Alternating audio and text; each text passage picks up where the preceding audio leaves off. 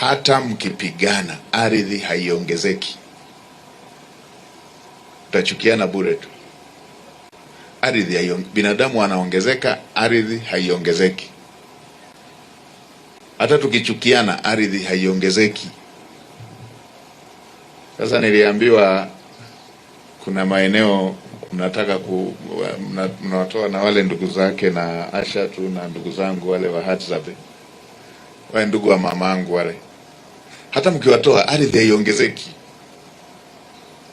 Kwa waheshimiwa wabunge, nendeni muendelee kuwaelimisha wananchi. Hatuna sababu ya kugombana kuhusu ardhi, kwa sababu hata tukipigana ardhi haiongezeki. Tunatakiwa tukae kindugu, tupange matumizi bora ya ardhi. Hilo ndo suluhisho. Leo hii hata ukisema Wambulu waondoke pale, wabaki wa Pride peke yake, bado haitatosha ardhi. Si wataongezeka?